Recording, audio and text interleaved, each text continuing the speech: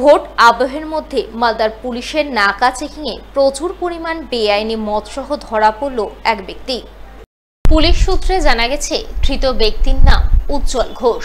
এদিন বেলা 11টা নাগাদ সে ইংরেজবাজারের মহতিপুর এলাকা থেকে একটি টোটোতে করে প্রচুর পরিমাণ বেআইনি দেশি বিদেশি মদ বোঝাই করে লুকোচুরি এলাকা হয়ে অন্যত্র যাচ্ছিলেন।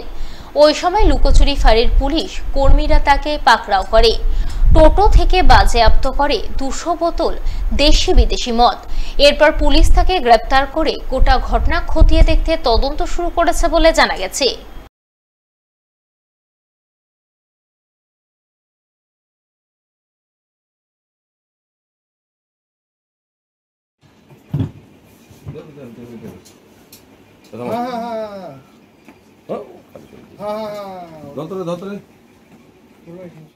একদিকে তীব্র দাবদাহ, অন্যদিকে নির্বাচনী গেরো, এই দুয়ের কারণে বর্তমানে মালদায় কার্যত বন্ধ রয়েছে রক্তদান শিবির আয়োজন।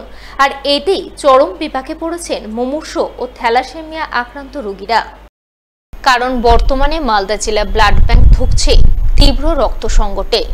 মুমূর্ষ রোগী ও থ্যালাসেমিয়া আক্রান্ত রোগীর পরিবার পরিজনেরা রক্তের জন্য হত্যা দিয়ে পড়ে থাকছেন ব্লাড ব্যাংকে, কিন্তু তারপরেও মিলছে না রক্ত।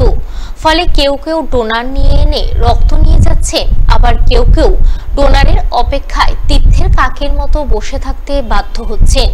এ বিষয়ে মালদা জেলা রক্তদান শিবিরের আহ্বায়ক অনিল কুমার সাহা জানিয়েছেন, পরিস্থিতি খুব ভয়াবহ আকার নিয়েছে। তীব্র রক্ত সংকটে ধুঁকছে মালদা জেলা ব্লাড ব্যাংক। ফলে থ্যালাসেমিয়া আক্রান্ত রোগীরা রক্ত জোগাড় করতে গিয়ে রীতিমতো হিমশিম খাচ্ছে।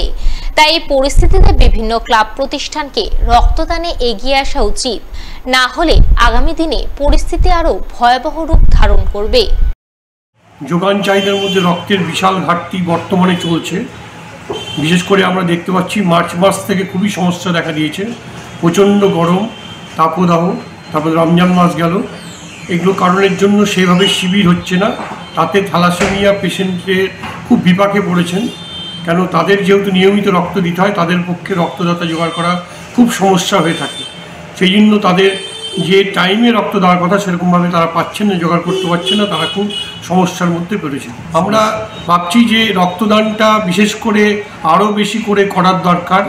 রক্ত যদি ব্লাড ব্যাংকে মজুদ না থাকে তাহলে পরে এই সমস্ত থ্যালাসেমিয়া পেশেন্টের কিন্তু খুব সমস্যা, কারণ নিয়মিত রক্ত না পেলে পরে তারা কিন্তু তাদের শারীরিক বা মানসিক বা তারা মৃত্যু মুখে পর্যন্ত যেতে পারে। সেই জন্য আমি বলবো যে প্রত্যেকটা ক্লাব সংগঠন প্রত্যেকে এগিয়ে আসুন। রক্তবন্ধুরা আপনারা নিয়মিত রক্ত দান করুন। মানুষের পাশে দাঁড়ানোর জন্য সবচেয়ে বড় উপায় রক্তদান করুন।